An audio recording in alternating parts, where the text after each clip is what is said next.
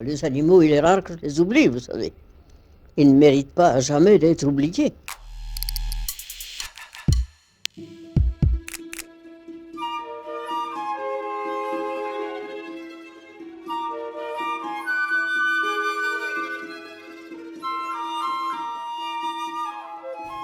C'est une sorte de sauvagerie, dirais-je, dynastique.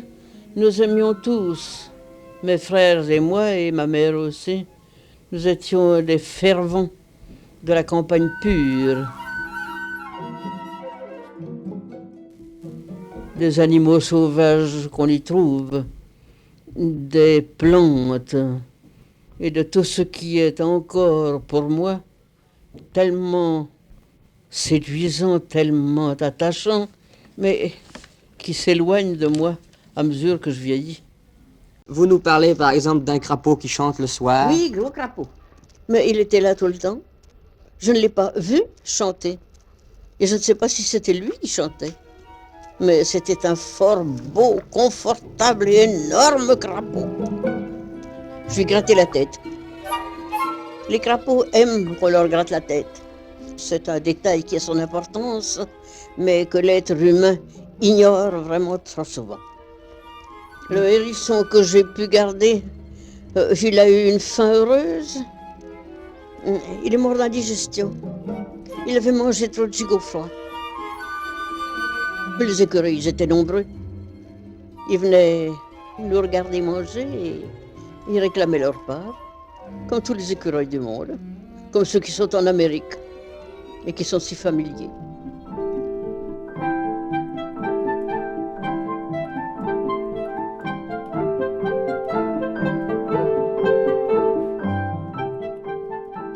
Ma bulldog Souci, elle savait un nombre extravagant de mots. Elle les apprenait si rapidement que je m'offrais l'amusement de lui donner des défauts de prononciation. Elle aimait les fruits avec une préférence marquée pour la framboise et le raisin bien mûr, que je désignais pour elle seule, bien entendu, quand nous étions seuls, sous les noms de framboise et de raisin, avec l'âche fortement aspirée, je vous en prie. Quelquefois, j'oubliais les rites et je lui demandais vous voulez une framboise? Vous voulez un raisin? Elle me regardait d'un air buté et ne me répondait rien. Alors je rectifiais, naturellement. Je disais, vous voulez une petite framboise ou bien un petit raisin? Sur quoi Souci s'élançait, soulagé, avec des marques de joie et d'acquiescement, jusqu'au jour où, ayant découvert que non seulement la vigne, mais la framboiseraie fructifiait à hauteur de bulldog, elle se passa de mon aide et des vocables corrompus pour prendre vers 7 heures du matin son petit déjeuner de framboises et de raisins. Je l'avais acheté à l'exposition canine des Tuileries. Premier prix qu'elle était, des bulldogs français, catégorie des moins de 7 kilos. Je l'avais payé 9000 francs.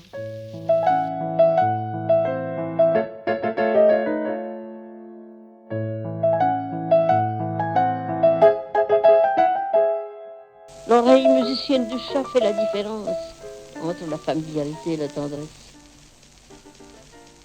Ce n'est que par jeu et fantaisie que ma chatte dernière se plaisait à ce que je lui dise rudement « Chatte, ici tout de suite, chatte, allez vous coucher !» qui accompagnait les rites du soir. Gaiement, elle prenait le galop, courait à sa corbeille et obéissait pour imiter le chien.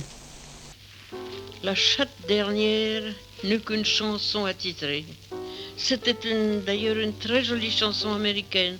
Parfois, durant son vénérable sommeil de chatte, je déclenchais la mélodie familière.